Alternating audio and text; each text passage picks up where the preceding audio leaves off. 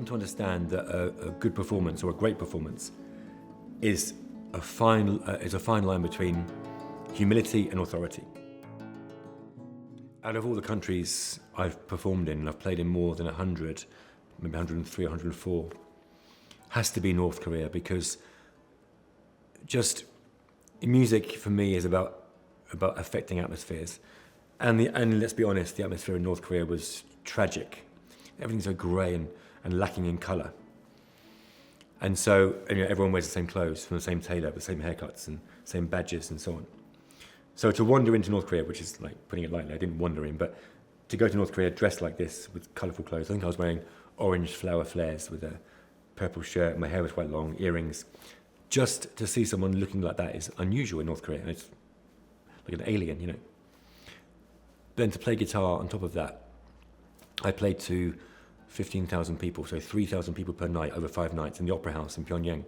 And it was quite scary because the sets were quite short. There wasn't time to really get into a long performance because there was many artists playing each night. So I would be sandwiched between 2 opera singers, which is quite difficult because they're very dramatic and it's very loud and it's very, intense. And to follow that was quite difficult, but it worked fine. That was magical because people had never seen a person looking like me before. They'd never seen someone tapping the guitar neck before. So for them, it's like an off-the-wall experience. Now, the reason I think that's important is because when I was 10 years old, a theatre company came to my school, and I come from Cornwall, from a small town. I'd never been to London. I'd never seen a theatre company before. They walked into the theatre dressed in crazy clothes, and just what they looked like freaked me out in a good way. They were loud people, and I lived a pretty quiet life at that age, and it just had a crazy impact on me. And I remember thinking, wow, there's a world out there where those people fit into, or they belong somewhere else and not here. Or there's the world outside these walls that they are part of. What is that world? I want to see that place. And so I hoped, as someone going into North Korea, that North Koreans would go, wow, there's a world outside these borders that we know nothing about. And I hope that by being Jason Carter on stage in North Korea would have affected at least one person's perspective of the world, and maybe that person one day might grow up to be an influential person in that country. I played in Saudi Arabia many times when it was illegal to play there. I went in under the British government or the American government embassy visa, and there were concerts organised by people in positions of authority, and the government knew it was happening, but it wasn't allowed to be public. And so you still have hundreds of people at your concert, but they weren't public concerts.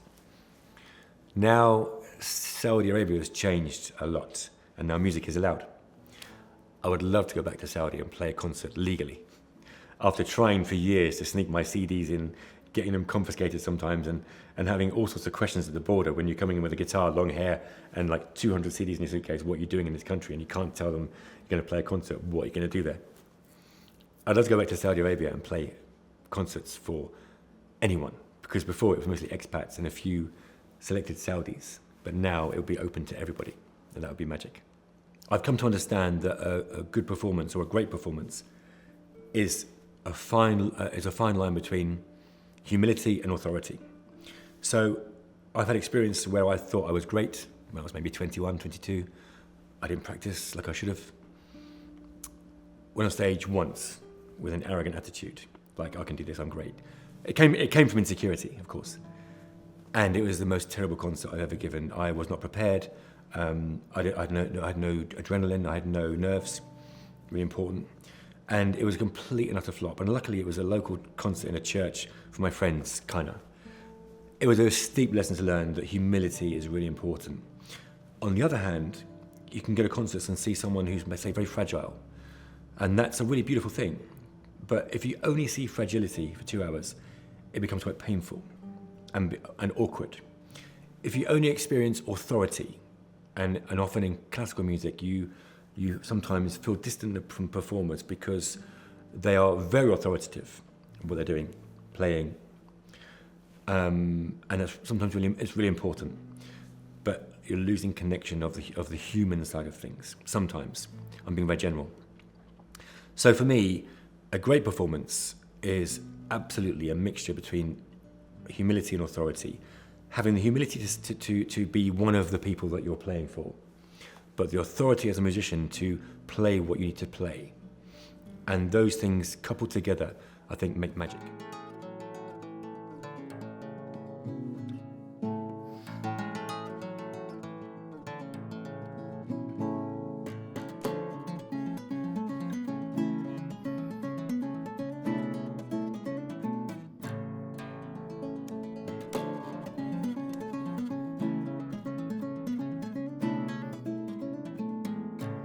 When I lived in Finland, I had this idea. After the Finnish government paid my ticket to North Korea, they sent me to North Korea because they believed that music could make a difference, and they wanted to support that.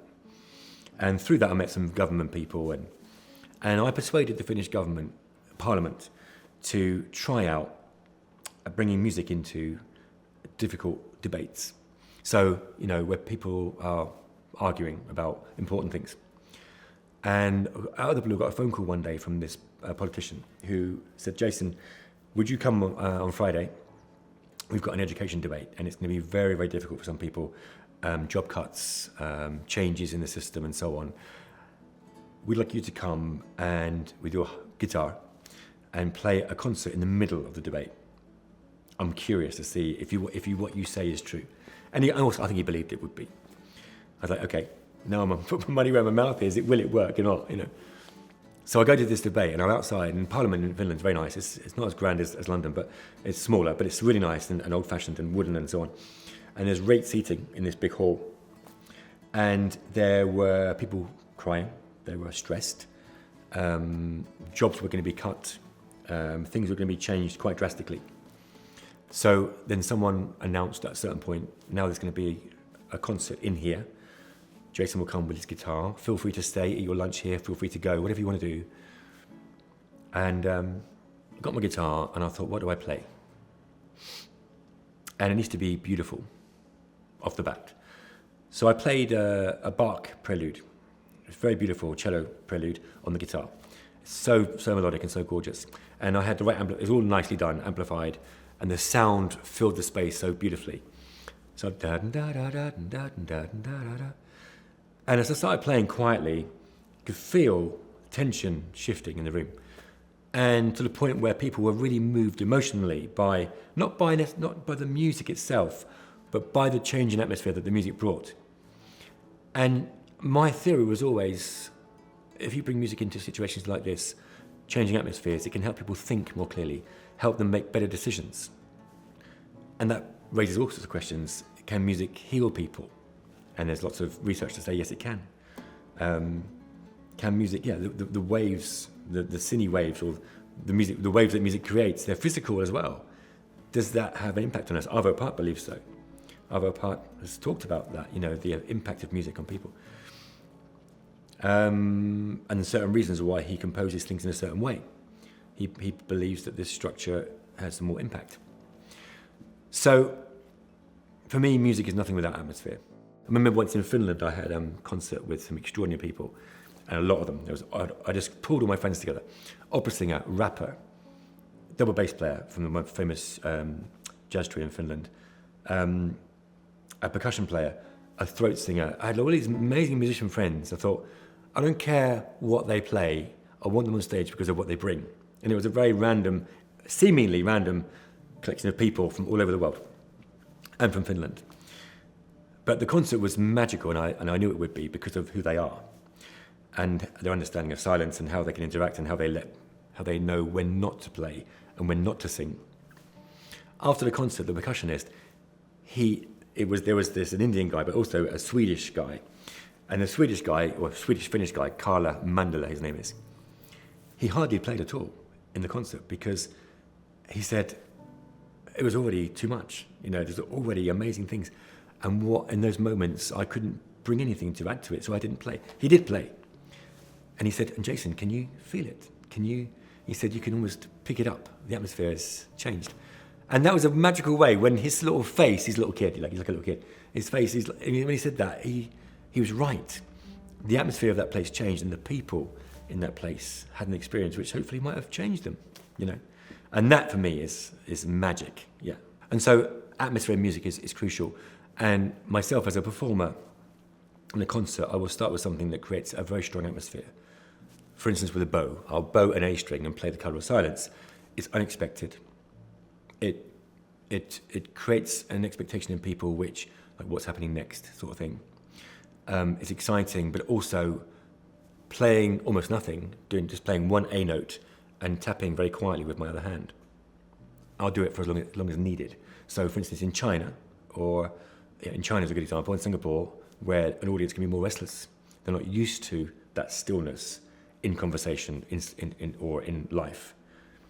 I'll keep doing that until they've got it. So I'll keep bowing the A, I'll keep the tapping really quiet until they've learned to listen to what I'm doing. And then when I feel they're in it, then I go.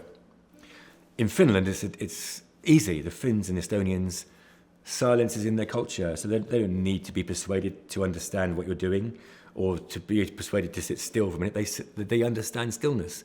So when I go on stage in Finland, it's already ready. The atmosphere is ready for that sort of thing. And so it's more of a privilege to play for Finns and Estonians because they expect that profound atmosphere. It's just in cultures where you've got more of a Mediterranean or bambaleo culture, like in Spain or in south of France, it's more difficult. And those have been my most challenging concerts because it takes them a while to accept the atmosphere. So, yeah.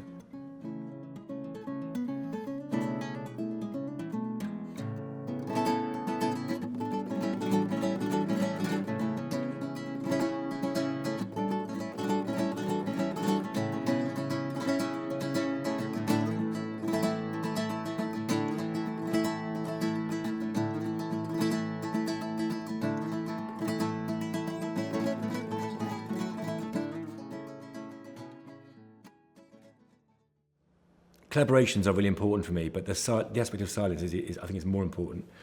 And so my choices in terms of collaborative projects is always based upon that person's understanding of that.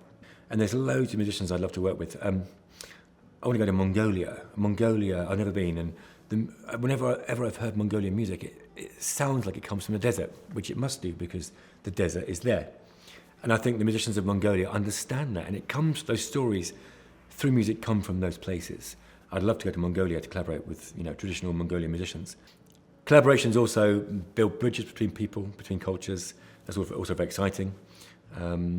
So yeah, I love collaborating and playing alone in equal measure because of those two very different aspects of the performance, of what you get when you do both. When it comes to music from the East, talking about Persian, Arabic and Indian music in particular, I recognised very early on that there was an atmosphere in that music that I'd never heard before. And when I ended up playing with musicians in India for the first time when I was 24, it was a massive culture shock, but the magic of that atmosphere that they create, it's almost like their music is nothing unless there's an atmosphere. So for instance, if you go to an Indian raga concert, it could be 4 hours long without a break, just one piece for 4 hours. It could be. And the sitar player will sit there in silence and he'll wait for silence. He's not going to start playing unless he knows, or he or she knows. And then it'll be one note. Magic. When I started out as a professional guitarist, I was always drawn to Indian music, Arabic music. And so I actively pursued those avenues. I found myself in the Middle East and I got exposed to Arabic music and found people to play with. Did my first album for CBS, which is now Sony, in India. Went to India, had a crazy experience with these amazing musicians. I came back to England and I thought, who am I as a musician? Am I a world music person? I must be, because I love working with world musicians. But I'm not really a world musician in that. I'm not a flamenco guitarist. I just love those ethnic types of music. So it made sense for me to try and find a world music label to work with. And so I had a catalogue at the time called, what was it called? Everything you need to know about the music business, and every single record label was in there. And I thought, and it had categories: world music, Arc Music. It was Arc, Nimbus, and a few, and Peter Gabriel's company. So Arc, let's try them. So I sent a letter, I think, first.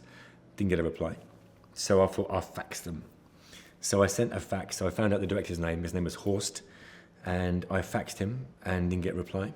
So I faxed him again and again and again.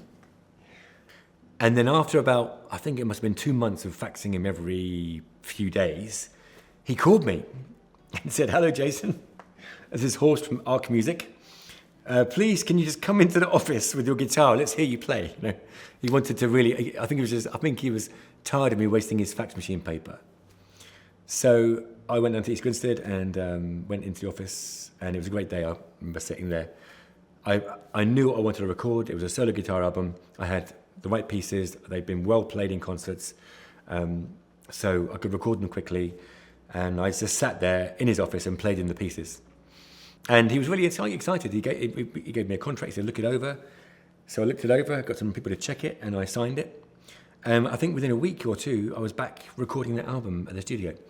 Met all the guys, they were great, and always had a really good rapport with Arc Music. But one thing I want to stress is that a lot of my friends and my colleagues at the time were doing independent recordings, which is common now. But one thing that Arc did brilliantly for me was that they got me on the map as a musician. So Arc, they had a great roster of magazines, radio stations, people that would do reviews. And so my first album, I've still got all my reviews in cuttings somewhere in my house in a folder. I could never have achieved that myself. They wouldn't have listened to an independent. They may have, but would have been harder. But because Arc had a reputation, Arc put me on the map. So it's been a very 29 years, almost 30 years of a great relationship, I think. And I think good record labels are worth their weight in gold. So I feel lucky to have worked with them.